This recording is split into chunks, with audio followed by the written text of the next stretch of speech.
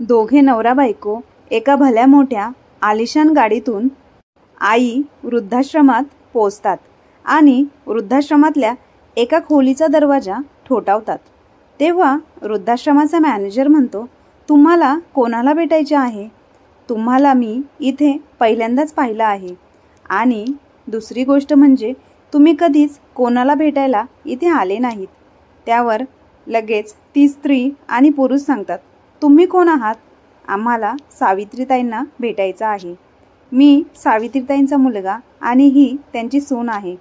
परंतु सावित्रीताई त्या वृद्धाश्रमामध्ये अनेक वर्ष राहत होत्या, परंतु त्यांना कोणी कधी भेटायला आलंही नव्हतं आणि त्यांनी कधी त्यांच्या मुलाचा किंवा सुनेचा उल्लेख देखील केला नाही। त्यावर तो मॅनेजर म्हणाले, ठीक आहे, तुम्ही इथे बसा, मी त्यांना पाठवतो। मॅनेजर सर आत जातात आणि सावित्रीताईंना वृद्ध स्त्रियांमध्ये बसलेले पाहून आवाज देतात आणि म्हणतात, सावित्रीजी, तुमचा मुलगा आणि सून तुम्हाला भेटायला आले आहेत। त्यावर सावित्रीताई काही वेळ एकदम शांत झाल्या आणि काहीच बोलल्या नाही। त्यांना समजत नव्हते नक्की काय करू। मग थोड्या वेळानंतर त्या आपल्या मुलाला भेटायला त्याच्या जवळ गेल्या। वृद्धाश्रमाचे मॅनेजर बाहेर बसून ते काय बोलत आहे ते समजून घेण्याचा प्रयत्न करत होता, पण बराच वेळ तिथे शांतताच पसरली होती। सावित्रीताईंनी आपल्या मुलाला आणि सुनेला पाहताच त्यांचे डोळे रागाने लालबुंद झाले होते आणि त्या म्हणाल्या, तुम्ही दोघे इथे का आला आहात? मला तर तुम्हा दोघांचं तोंड देखील बघायची इच्छा नाही। त्यावर त्यांचा मुलगा अजय लगेच म्हणाला, आई, आत खोलीत चल, आपण शांतपणे बसून बोलू। आई, आम्ही तुला या वृद्धाश्रमातून न्यायला आलो आहे। तू किती दिवस आमच्यावर असं रागवणार आहेस? आई, पाठीमागे जे काही झाले त्याबद्दल आम्ही तुझी माफी मागतो। आमच्या कृत्याबद्दल आम्हाला खूप लाज वाटत आहे। त्यांचा मुलगा अजय म्हणाला, आई, आता तरी तुला घरी यावंच लागेल आणि आई, तुला माहिती आहे का, तू आजी झाली आहेस। तुला एक नातू आहे। तुझ्या नातवाला तुझ्या प्रेमापासून आणि आशीर्वादापासून असे वंचित ठेवू नकोस। आई, तुझ्या नातवंडाला आता तुझी गरज आहे। आम्हाला नाही बोलू नकोस आणि आमच्यासोबत घरी चल। त्यावर त्यांची सून माधुरी म्हणाली, हो आई, आम्हालाही तुमची खूप गरज आहे आणि आता तुमच्या नातवालाही आजीच्या प्रेमाची गरज आहे। परंतु सावित्रीताई त्यांचं बोलणे ऐकून खूप चिडतात आणि रागात आपल्या मुलाला वृद्धाश्रमातून जायला सांगतात आणि सावित्रीताई त्याला धमकीच देतात, पुन्हा इथे वृद्धाश्रमामध्ये पाऊल ठेवायचे नाही आणि मला घरी येण्यासाठी जबरदस्ती करायची नाही।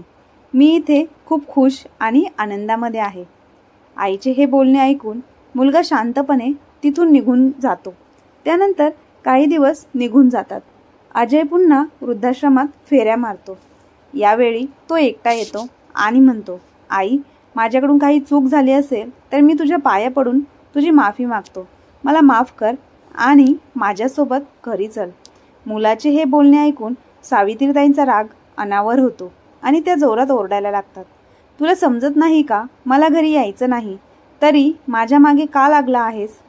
सावित्रीताई एवढ्या मोठ्या आवाजात बोलतात की खोलीबाहेर बसलेल्या मॅनेजरला सगळं ऐकू येतं आणि वृद्धाश्रमातील इतर कर्मचारीही मॅनेजरला विचारतात, इथे दररोज हे कसलं नाटक सुरू असतं? तेव्हा मॅनेजर साहेब म्हणतात, हा सावित्रीताईंचा मुलगा आहे। तो रोज त्याच्या आईला घरी न्यायला येतो, पण सावित्रीताई प्रत्येक वेळी त्याला का नकार देतात मला काही समजत नाही। हे जग म्हणते मुलांचे हेतू बदलतात, पण इथे तर मला आई चुकते असं वाटत आहे। तुम्हीच बघा ना, तो मुलगा पुन्हा पुन्हा त्याच्या आईला घ्यायला येतोय, परंतु ही कसली आई आहे? या वृद्ध आईला आपल्या मुलाच्या भावना अजिबात समजत नाही। ती त्याला वारंवार शिव्या देते आणि त्याला इथून हाकलून देते। मॅनेजर त्याच्याकडे बघतच राहतो आणि वृद्धाश्रमाचे इतर कर्मचारीही खूप आश्चर्यचकित होतात। यावेळेसही अजय त्याच्या आईला न घेताच त्याच्या घरी पोचतो आणि घरी पोचल्यावर लगेच त्याची पत्नी माधुरी म्हणते, काय झालं? आई आली आहे का नाही? की आजही तिने नकारच दिला? तेव्हा माधुरी उदास चेहऱ्याने म्हणाली, मला तर माहिती होतं आई येणार नाहीत, परंतु तुम्ही तुमच्या हट्टावर ठाम होतात की मी आईला समजावेन। हे तर माझ्या डाव्या हाताचं काम आहे. त्यावर अजय म्हणाला, अगं माधुरी, आई आपल्यावर खूप रागवली आहे. थोडा वेळ तरी दे, सर्व काही ठीक होईल. शेवटी आई किती दिवस आपल्या मुलांवर असे रागवू शकते. बघ, ती या घरात परत नक्की येणार, असं अजय म्हणाला. तर दुसरीकडे वृद्धाश्रमाचे व्यवस्थापक श्री मोहिते सावित्रीताईंकडे जातात आणि म्हणतात, आई तू ठीक आहेस ना? त्यावर सावित्रीताई म्हणतात, हो बेटा, मी ठीक आहे. आई तुझी हरकत नसेल तर मी तुला एक विचारू का? सावित्रीताई म्हणतात, विचार बाळा. तेव्हा मॅनेजर म्हणतात, आई तुला दररोज भेटायला येणारा हा मुलगा तुझा मुलगा आहे की आणखी कोणी आहे? त्यावर सावित्रीताई बोलल्या, हो, तो माझाच मुलगा आहे. हे ऐकून लगेच मॅनेजर म्हणतात, देव सर्वांना असा मुलगा देव. अशी मुलं मोठ्या नशिबाने भेटतात. तू पण खूप नशीबवान आहेस आई. तो एवढ्या लांबून रोज तुला भेटायला येतो. नाहीतर वृद्धाश्रमात अशी अनेक वृद्ध लोक आहेत ज्यांच्या मुलांनी कधी त्यांना मागे वळून पाहिलेलंही नाही. परंतु तुझा मुलगा वृद्धाश्रमात येतो आणि तुला घरी घेऊन जाण्यासाठी विनंती करतो. तू किती नशीबवान आहेस आई. त्यावर सावित्रीताई काहीच उत्तर देत नाही. त्या फक्त रडतच म्हणतात, हो, मी खूप भाग्यवान आहे. आता मॅनेजर तिथून निघून जातो. एका आठवड्यानंतर अजय पुन्हा वृद्धाश्रमामध्ये येतो आणि तो त्याच्या आईला म्हणतो, आई आता तुझी नाटकं बंद कर. किती त्रास देणार आहेस मला. आता यावेळेस तुला माझ्यासोबत घरी यावंच लागेल. तुला तुझ्या नातवाची शपथ आहे. आणि सावित्रीबाईंचा नातू त्यांच्या मांडीवर ठेवतो. सावित्रीताई त्यांना म्हणतात, मला माझ्या नातवाची खोटी शपथ देऊ नकोस. आणि रडत रडत त्या म्हणतात, आता तुम्ही लोक इथून निघून जा. मला तुम्हा दोघांची अजिबात गरज नाही. तेवढ्यात मॅनेजर साहेब आत खोलीत येतो. तोही हे रोजचे नाटक बघून कंटाळला होता आणि तो म्हणाला, हे बघा सर, जर तुमच्या आईला तुमच्यासोबत यायचं नसेल तर तुम्ही त्यांना का त्रास देताय? तुम्ही लोक दररोज वृद्धाश्रमात तमाशा करायला का येताय? त्यावर अजय म्हणतो, ती माझी आई आहे. मला वाटत नाही तिने वृद्धाश्रमात इथं असं राहावं. त्यामुळे तुम्ही मध्ये बोलू नका. त्यावर सावित्रीताई म्हणाल्या, मी माझे म्हणणे तुम्हा लोकांना 1000 वेळा सांगितलं आहे की मला घरी यायचं नाही. परंतु तुम्हा लोकांना हे समजत नाही. तुम्ही इथे वारंवार का येत आहात? आत्ताच्या आत्ता इथून निघा. आईचे हे कठोर शब्द ऐकून अजय आणि माधुरी तिथून चिडून निघून जातात. आता मॅनेजरचा संयम सुटला आणि तो म्हणाला, आई मला या वृद्धाश्रमात काम करून खूप वर्ष झाली, पण आजपर्यंत मी कधीच एका मुलाला आईला घ्यायला इतक्या वेळा वृद्धाश्रमात येताना पाहिले नाही. आई तू का घरी जात नाहीस? त्यावर सावित्रीताई खूप दुःखी मनाने त्यांच्या भूतकाळातील गोष्टी मॅनेजर साहेबांना सांगू लागल्या. त्या म्हणाल्या, बाळा, ही गोष्ट तेव्हाची आहे जेव्हा माझ्या मुलाच्या आणि सुनेच्या लग्नाला 2 वर्षे झाली होती आणि तो शहरात एका भाड्याच्या फ्लॅटमध्ये राहत होता. आणि सावित्रीताई आणि त्यांचे पती विश्वासराव दोघेही आनंदाने गावी राहत होते. एक दिवस त्यांची सून माधुरी घरातील भांडी रागाने जोरजोरात खूप आपटत होती. तेव्हा तिचा नवरा अजय ऑफिसला जाण्याच्या गडबडीमध्ये होता. त्या घाई गडबडीमध्येच तो तिला विचारतो की तू अशी का करत आहेस? कोणावर रागवली आहेस का? तेव्हा माधुरी खूप रागात म्हणते, मी तुला किती वेळा सांगितलं आहे की तुझ्या आईबाबांशी बोलून गावातील घर आणि शेत विकून टाक, म्हणजे त्या पैशांनी आपण स्वतःचा नवीन फ्लॅट घेऊ शकू. तुझ्या ह्या तुटपुंच्या पगारात आपल्या दोघांचं नीट भागतही नाही. तुझं एवढं उत्पन्न पण नाही ज्याने आपण नवीन घर खरेदी करू शकतो. तुझ्या पगारातून निम्मी रक्कम घर भाडे देण्यासाठी आणि उरलेली अर्धी रक्कम अन्न पाण्यावर खर्च होते. त्यावर अजय म्हणतो, तू सुद्धा तुझे मित्रमैत्रिणी, नातेवाईक यांना पाहून मेकअप, इतरांपेक्षा महागडे कपडे घालतेस ना. प्रत्येक कामासाठी तू घरी मोलकरीण ठेवली आहेस ना. अरे घरात आपण 2 जणच आहोत. तू पण घरातील कामं करू शकतेस. परंतु जर तुला पार्टी आणि मजामस्तीतून वेळ मिळाला तर घरातील कामे करशील ना. हातपाय हलवले नाहीस तर तुला पैसे कसे वाचवायचे हे कसे समजणार? माधुरी, तू तुझ्या खर्चावर थोडं नियंत्रण ठेव, तरच तू पैसे वाचवू शकशील. अगोदरच शहरात फ्लॅट किती महाग आहेत आणि तुझ्या पगारात घर घेणे कधीही शक्य नाही, असं दररोज बोलून माधुरी तिच्या पतीशी भांडत असे. आणि एके दिवशी तिने बोलता बोलता अजयला धमकीही दिली की तू माझे ऐकले नाही तर बघ मी तुझं घर सोडून निघून जाईल आणि मी तुला घटस्फोटही देईन. तू तर दर महिन्याला फक्त मेंटेनन्स भरत राहा घराचा. माधुरीचे बोलणे ऐकून अजय अस्वस्थ झाला आणि म्हणाला, ठीक आहे माधुरी, मी काहीतरी व्यवस्था करतो. हे बघ, आता दिवाळी आली आहे, त्यामुळे ऑफिसला सुट्टी आहे. आपण काही दिवस गावी जाऊ.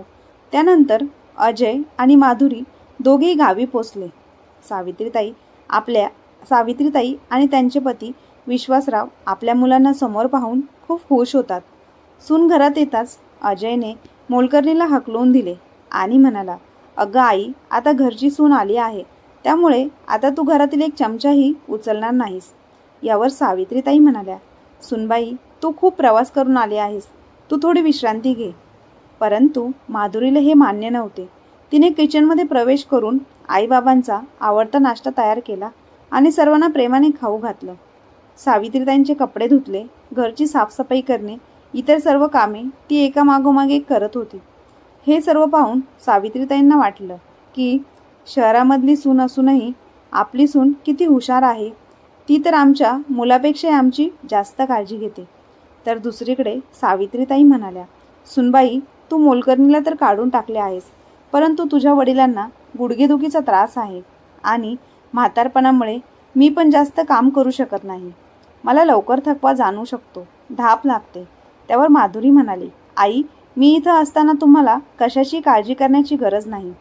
त्यानंतर लगेच अजयही म्हणाला, बाबा, तुमची तब्येतही ठीक नसते, त्यामुळे तुम्हाला पण शेतीची कामे नीट सांभाळता येत नाहीत. आतापासून मी शेतीची सर्व कामे बघेल आणि तो शेतात मजुरांची संख्या वाढवतो. काही दिवसातच पिके चांगली वाढू लागतात. तो त्याच्या वडिलांना सांगतो, बाबा, आत्तापासून तुम्ही बाजारात भाजी किंवा रेशन आणायला जाणार नाहीत. जोपर्यंत मी आहे तोपर्यंत तुम्ही कुठेही जाणार नाही. तुम्ही आता निश्चिंत राहा. मुलगा आणि सून रात्रंदिवस आईवडिलांची सेवा करायचे. माधुरी तर दिवसभर सासूबाई हे खा, सासूबाई हे घाला, सासूबाई असं राहत जा, दिवसभर सासूबाई करत त्यांना सल्ले देत असे आणि नेहमी त्यांच्या आजूबाजूला फिरत असत. तर दुसरीकडे सावित्रीताई स्वतःला अतिशय नशीबवान समजू लागल्या की माझी सून इतकी चांगली आहे आणि देवाला म्हणायच्या, अरे देवा, कोणाची नजर लागू नको देऊ माझ्या सूनबाईला. रात्री त्यांच्या पायाला मसाज केल्याशिवाय माधुरीला झोप येत नव्हती. तेव्हा सावित्रीताई तिला म्हणत होत्या, सुनबाई, तू दमली असशील, जा आराम कर. तेव्हा माधुरी म्हणाली, आई, असं म्हणतात देव आईवडिलांच्या चरणी आहे आणि मलाही तुमच्या आशीर्वादाची खूप गरज आहे. ती जीव तोडून सावित्रीताई आणि विश्वासराव यांची सेवा करत होती आणि त्यांच्याकडून त्यांची सर्व जमीन, मालमत्ता, दागदागिने आणि कपडे लत्ते, पैशांची माहिती गोड बोलून त्या दोघांकडून काढून घेतली. एकदा सावित्रीताई आणि विश्वासराव रात्री आपापसात बोलत होते. उगाच आपण विचार करत होतो की आपल्या मुलाचे लग्न श्रीमंत घरातील मुलीशी झाले आहे तर ती खूप गर्विष्ठ असेल, पण आपली सून साक्षात लक्ष्मी आहे, अन्नपूर्णापेक्षा कमी नाही. खरे सांगायचे तर आपला मुलगा पण कमी भाग्यवान नाही. शहरात गेल्यावरही तो अजिबात बदलला नाही. तो पूर्वीपेक्षा अधिक सुसंस्कृत झाला आहे. एके दिवशी पहाटे शेजारी त्यांच्या घरी आले तेव्हा माधुरीने त्यांचेही अतिशय आदराने स्वागत केले. या काका, तुमच्यासाठी काय आणू? तुम्ही चहा घेता की कॉफी? सांगा काका, काय खायचं आहे तुम्हाला? कांदा पकोडे बनवू का काका तुमच्यासाठी? सांगा काका. आता काकांचंही मन प्रसन्न झालं. अरे विश्वास, तुझी सून खूप संस्कारी आहे. ती शहरातील एक सुशिक्षित मुलगी आहे, तरीही तिला मोठ्यांचा खूप आदर करता येतो. खरंच तू खूप भाग्यवान आहेस. आपल्या मुलाची आणि सुनेची स्तुती ऐकून विश्वासरावांची छाती अभिमानाने फुलली. संपूर्ण गावात विश्वासराव ताठ मानेने फिरत होते. त्यांचं मन आपल्या मुलाची आणि सुनेची स्तुती पाहून आनंदित झालं. आपल्या सुनेचे प्रेम आणि आपुलकी पाहून आता तर सावित्रीताई आणि विश्वासराव यांनी शहरात जाण्याचा निर्णय घेतला. हा सर्व विचार करत असताना एक दिवस विश्वासराव यांनी त्यांच्या मुलाला विचारले, बाळा अजय, तुझ्या भाड्याच्या घरात किती खोल्या आहेत? तेव्हा अजय म्हणाला, बाबा, 2च खोल्या आहेत. एक माझी खोली आणि एक स्वयंपाकघर आहे आणि तिथे एक छोटीशी स्टोर रूम आहे. त्यात पाहुणे आले तर त्यांना खूप त्रास होतो. सध्या आम्ही 2 लोक आहोत, त्यामुळे ठीक आहे. उद्या आम्हाला मुले होतील तेव्हा खूप त्रास होईल. तुम्हाला तर माहिती आहे शहरात भाडे किती जास्त आहे. माझा पगाराचा अर्धा भाग फक्त भाडे भरण्यातच जातो आणि जे काही उरते त्यात फक्त मी आणि माझी पत्नी मोठ्या कष्टाने आमचे घर चालवू शकतो. कधी कधी आम्ही मोलकरणीचे पैसेही रोखून ठेवतो. अजयचे असे दुःखी बोलणे ऐकून विश्वासराव त्यांना म्हणतात, बेटा तुला खूप त्रास होत असेल तर एक मी विचार करतोय की माझं गावचं घर विकून शहरात चांगलं घर घ्यावं आणि तुम्हा सर्वांबरोबर तिथेच राहावं. सर्वजण मिळून राहिलो आम्हालाही खूप बरे वाटेल आणि तुम्हालाही घर मिळेल. हे ऐकून अजयला खूप आनंद झाला, कारण तो याच हेतूने शहरातून गावी आला होता आणि आता तर त्याच्या वडिलांनी स्वतः आपल्या भावना व्यक्त केल्या होत्या. ते म्हणाले, असे पण मला आता फारशी शेती सांभाळता येत नाही, वय पण झालं आहे. या दिवसात तुम्ही दोघांनी आमची मनापासून सेवा केली, त्यामुळे आमचे येणारे म्हातारपणही चांगले पार पडेल, म्हणून आम्ही तुमच्यासोबत राहण्याचा निर्णय घेतला आहे. विश्वासराव असे बोलत होते आणि इकडे माधुरी आणि अजयची मनातील इच्छा पूर्ण होत होती. आनंदामुळे त्यांच्या मनात लाडू फुटू लागले. होय बाबा, तुम्ही गावात एकटे राहता, त्यामुळे मलाही तुमची काळजी वाटते. अजय वडिलांच्या पायाजवळ बसतो आणि त्यांचे पाय दाबत म्हणतो, होय बाबा, तुम्ही योग्य निर्णय घेतला आहे. आम्ही तुमची चांगली सेवा करू. बाबा, तुम्ही आमच्याबरोबर शहरात आले तर ही शेती कोण बघणार? मी म्हणतोय तुम्ही शेतीसुद्धा विकून टाका. तुम्ही म्हणाल तर मी गावात जाऊन चांगला खरेदीदार शोधतो आणि शहरात नवीन घर घेण्याचे बघतो. या शेतीला चांगली किंमत मिळाली तर आपण शहरामध्ये चांगलं घर होईल. ठीक आहे बेटा, जसं योग्य वाटेल तसं कर, परंतु मला माझी वडिलोपार्जित शेती विकावीशी वाटत नाही रे. परंतु तू म्हणत आहेस म्हणून मी विचार करतो. काही दिवसांनी विश्वासराव आपलं घर आणि शेती विकून शहरात आले. मुलगा आणि सुनेने नवीन फ्लॅट घेतला. तिथे सर्वजण शिफ्ट झाले. 2-4 दिवस माधुरी तिच्या सासू सासऱ्यांची मनापासून सेवा करते. एके दिवशी विश्वासराव लिफ्ट घेण्याऐवजी पायऱ्यांवरून खाली जात होते, कारण त्यांना लिफ्ट कशी वापरायची हे माहिती नव्हते. त्यांना गावात कधी लिफ्ट दिसलीच नव्हती. तेव्हा अचानक एक अघटित घटना घडली. त्यांचा पाय घसरला. ते जोरात पायऱ्यांवरून खाली पडले आणि त्यांच्या हाताला, पायाला आणि डोक्याला जबर दुखापत झाली. खूप रक्त वाहू लागले. ते एकदम अशक्त झाले होते. मुलाने व सुनेने ओझे समजून त्यांच्यावर उपचार केले, मात्र घरी आल्यावर पाय फ्रॅक्चर झाल्याने ते बेडवरच पडून होते. आता माधुरीच्या मनात नाराजी होती की तिने हा फ्लॅट स्वतःच्या आनंदासाठी घेतला आहे, या वृद्धांची सेवा करण्यासाठी नाही. त्यानंतर माधुरीने आपले खरे रंग दाखवायला सुरुवात केली. ती फक्त तिच्या मैत्रिणींसोबत किटी पार्ट्यांना जायची, खरेदी करायला जायची आणि कधीकधी रात्रभर घरी येतच नसायची. सावित्रीताईंना घरची सगळी कामं करावी लागायची. त्यांना दम्याचा खूप त्रास होत असे, तरी त्या आपल्या पतीला सांभाळून घरातील सर्व कामं करायच्या आणि घरातील भांडी, झाडू आणि फरशी पुसायच्या. काम पण त्यांनाच करावी लागत होती. जेव्हा माधुरी घरात असायची तेव्हा ती निमित्त सांगायची, आई मला डोकेदुखीचा त्रास होत आहे, प्लीज पीठ मळून द्या. आई माझ्या पायात दुखत आहे, प्लीज मला मसाज करून द्या. सतत काही ना काही बहाणा करून ती करू लागली आणि मुलानेही सुनेला साथ दिली. एके दिवशी माधुरी स्वयंपाकघरात गेल्यावर काय विचार करत होती कळेना. तिने भाजी भाकरी बनवली आणि तिने ती सासऱ्यांना दिली. तेव्हा विश्वासराव म्हणाले, सुनबाई, भाजीत तेल कमी आणि मीठ पण कमी घाल, मला बीपीचा प्रॉब्लेम आहे. बाबा, तुम्ही शहरात काय आले तर तुमची लायकी दाखवायला लागलात. मला असं पण स्वयंपाक करण्याची काही हौस नाही. मी हे सर्व काम करत पण नाही. तुम्ही जास्त बोलले तर उद्यापासून मी स्वयंपाक करणे पण सोडून देईन. त्यानंतर माधुरी खरोखर स्वयंपाक करायचं बंद करते. माधुरी अगोदर घरातील कामं करण्यासाठी 2 मोलकरीण ठेवल्या होत्या. सावित्रीताई आल्यापासून तिने मोलकरणीला कामावरून काढून टाकलं. ती नेहमी ऑनलाईन ऑर्डर करायची. कधी ती पिझ्झा, कधी बर्गर ऑर्डर करायची आणि ते सावित्रीताई आणि विश्वासराव यांना खायला सुद्धा देत नसे. त्यांना बाहेरचं जेवण, भरपूर तेल मिरची असलेले पदार्थ खायला सुद्धा आवडत नसे. या स्थितीत बाहेरचे अन्न खाल्ल्याने लवकर आजारी पडतात. जर सावित्रीताई किचनमध्ये चहा बनवायला गेल्या तर माधुरी सर्व दूध संपून टाकायची आणि कधीकधी त्यांना स्वयंपाकघरात काही करून खाण्यासाठी रेशनसुद्धा ठेवत नसे. ती स्वतःचं ऐश्वर्य आणि दिखाऊपणाचे जीवन जगू लागली होती. ऑनलाईन खरेदी करणे तसेच हॉटेलमधून वेगवेगळे चमचमीत पदार्थ मागून खात होती. घरात काय संपले किंवा काय नाही याच्याशी तिला काही घेणे देणेच नव्हते आणि सासू सासरे खात होते शिळी भाकरी आणि गावाकडून आणलेले लोणचे. कधीकधी सावित्रीताई स्वतः उपाशी राहायची. त्या पाणी पिऊन झोपायच्या, परंतु नवऱ्याला भूक लागलेली असेल तर त्यांना खूप वाईट वाटायचे, कारण त्या काहीच करू शकत नव्हत्या. यावर मुलगाही म्हणाला, आई आता मी काय करू? तुमच्या सासू सुनेच्या भांडणात मी पडणार नाही. विश्वासराव यांना आज वाटले की आपण चुकीचा निर्णय तर घेतला नाही ना. त्यांना तो क्षण आठवू लागला जेव्हा ते त्यांच्या मित्राकडे आपली जमीन आणि शेती विकायला गेले होते. त्याने सल्ला दिला होता, विश्वास, लोक संपत्ती का कमावतात? आपल्या मुलांसाठी आणि सुनांसाठीच ना. तुला त्यांच्याजवळ जायचं असेल तर आनंदाने जा. मी तुला नकार देणार नाही, कारण कुटुंब असतात कशासाठी? एकत्र राहण्यासाठी. परंतु आजकाल मोबाईलवरती आणि वर्तमानपत्रात येते की एका मुलाने आईला रेल्वे स्टेशनवर सोडले, आईला हे सांगून घेऊन गेला तीर्थयात्रा करून आणतो आणि तिला एकटीला गंगेच्या तीरावर सोडून आला. म्हणून हे सर्व लक्षात ठेवून तू स्वतःसाठी काही भांडवल साठवून ठेव. पण मी त्याच्या सल्ल्याकडे दुर्लक्ष केले. मला वाटले की माझा मुलगा खूप सुसंस्कृत आहे, परंतु आज माझा गैरसमज दूर झाला. हळूहळू खाणेपिणे वेळेवर न मिळाल्याने विश्वासराव यांची तब्येत आणखीच बिघडू लागली. मुलगा आणि सून त्यांच्याकडे ढुंकूनही पाहत नव्हते. एके दिवशी सावित्रीताई त्याला म्हणाली, बाळा अजय, तुझ्या वडिलांचे हे औषध संपले आहे.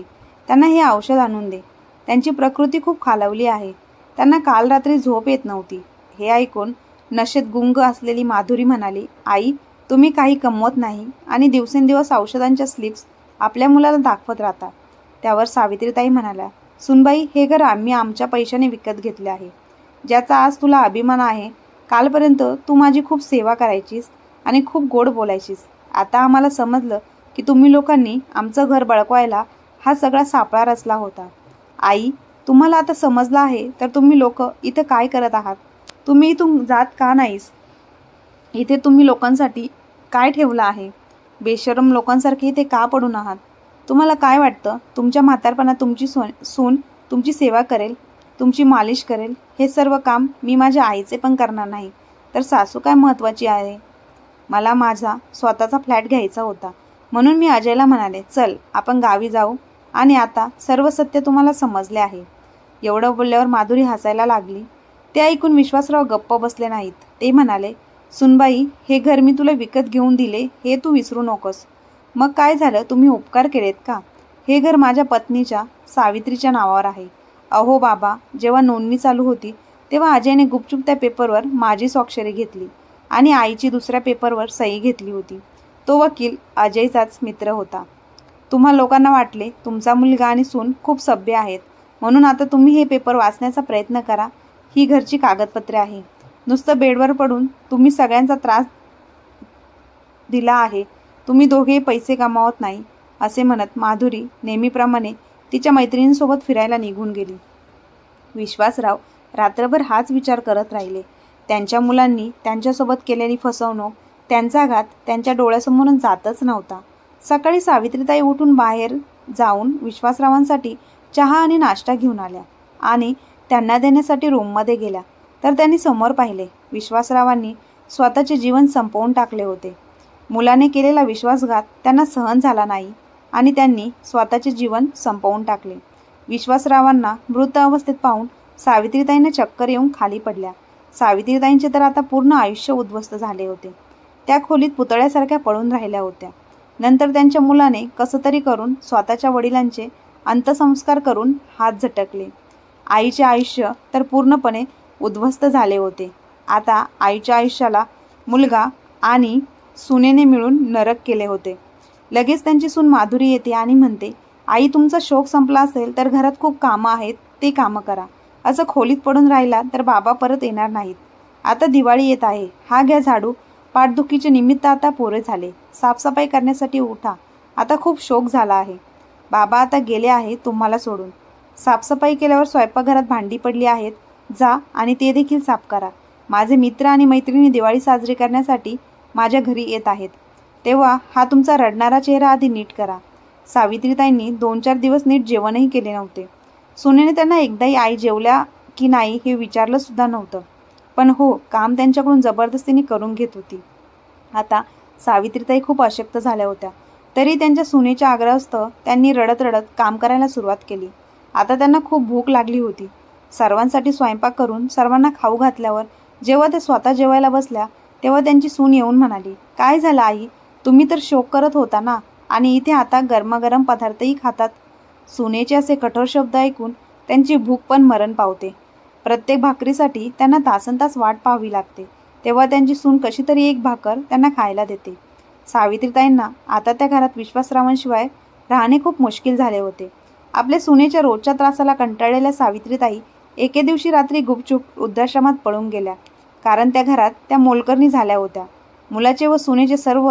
मुलाने आणि सुनेने सर्व जमीन व संपत्ती बळकावून त्यांना भिकारीच केले होते.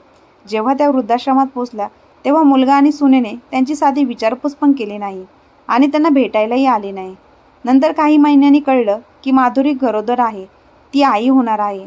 तेव्हा तिने 9 महिन्यांनी मुलाला जन्म दिला. तेव्हा मुलगा नेहमी आजारी असायचा. त्यामुळे आता तिला घरात मोलकरणीची गरज भासू लागली. ती नेहमीच खूप पैसे खर्च करायची. त्यामुळे तिच्याकडे तिच्या मुलाचं पालनपोषण करण्यासाठी जास्त बचत देखील नव्हती. तिला घरात एक मोफत मोलकरीण हवी होती, जी रात्रंदिवस आपल्या मुलाची सेवा करेल. आणि मुलगा रात्रभर रडत राहायचा. त्यामुळे माधुरी रात्रभर त्याच्या पाठीच व्यस्त असायची. तिला तिच्या मैत्रिणींसोबत आनंद घेता येत नव्हता. तिला बाहेर फिरायला आणि सिनेमा पाहायला पण जाता येत नव्हतं. आजारी मुलाची काळजी घ्यावी का बाहेर फिरायला जावं तिला समजत नव्हतं. जेव्हा थकल्यावर माधुरीने तिच्या सासूचा शोध सुरू केला तेव्हा तिची सासू तिला वृद्धाश्रमात असल्याचे समजले. अजय आणि माधुरीने त्यांना वृद्धाश्रमातून घरी आणण्याचा बेत आखला. त्यांना वाटले आईच्या पाया पडून माफी मागितली तर आई परत येईल आणि त्यांना फ्रीमध्ये मोलकरीण मिळेल. ते त्यांच्या दृष्ट मनाचा वापर करू लागतात. आईला वारंवार पटवून दिल्यानंतर सावित्रीताई आता आपल्या मुलाच्या आणि सुनेच्या जाळ्यात अडकणार नाहीत. कारण एकदा एखादी व्यक्ती फसली तर ती व्यक्ती पुन्हा पुन्हा स्वतःच्या पायावर कुऱ्हाड मारत नाही. एवढं बोलून सावित्रीताई मॅनेजर समोर ढसाढसा रडू लागल्या. मॅनेजर साहेबांनी त्यांना सांभाळून घेतलं. आई, तुम्ही तुमच्या मुलाला जागेवर बरोबर आहात. तुमचा मुलगा आणि सून तुम्हाला वृद्धाश्रमातून घेऊन घरातील मोलकरीण बनवण्याचा विचार करत आहे. त्यामुळे आता त्यांची खैर नाही. त्याचवेळी माधुरी आणि अजय त्यांच्या आईला वृद्धाश्रमामधून घरी घेऊन जाण्यासाठी पुन्हा वृद्धाश्रमात येतात. तेव्हा मॅनेजर यावेळी पोलिसांना बोलावतो आणि त्यांना पोलिसांच्या ताब्यात देतो. सावित्रीताईंचे वेदनादायक बोलणे ऐकून मॅनेजरलाही खूप वाईट वाटलं. त्याच्याही डोळ्यात अश्रू आले. आई, मला अगोदर वाटले होते की तू इतकी कठोर का आहेस की जी आपल्या मुलाच्या भावना समजू शकत नाही. परंतु तुमचा मुलगा इतका नालायक असेल याची मला अजिबात कल्पना नव्हती. आता मला त्या दोघांचाही हेतू समजले आहे. म्हणूनच मित्रांनो, मी पुन्हा पुन्हा सांगते की तुम्ही तुमच्या म्हातारपणासाठी काहीतरी जमापुंजी नक्की साठवून ठेवा. आंधळेपणाने तुमची सर्व संपत्ती तुमच्या मुलाला आणि सुनेच्या प्रेमापोटी त्यांना देऊ नका आणि गरज पडल्यास ती रक्कम स्वतःसाठी वापरा. मुलाने आणि सुनेनेही आईवडिलांच्या प्रेमाचा गैरफायदा घेऊ नये. नाहीतर अशा मुलांना आणि अशा सुनेला नरक यातना भोगाव्याच लागतात. मित्रांनो, तुम्हाला काय वाटते? सावित्रीताईंनी जो निर्णय घेतला तो योग्य आहे की अयोग्य कमेंट बॉक्समध्ये नक्की कळवा. आणि शेवटी त्यांच्या मुलाला आणि सुनेला योग्य ती शिक्षा देवाने दिलीच. मित्रांनो, आजची कथा तुम्हाला कशी वाटली कमेंट बॉक्समध्ये नक्की कळवा. आणि कथा आवडली असल्यास आपल्या चॅनलला लाईक, शेअर, सबस्क्राईब नक्की करा. धन्यवाद.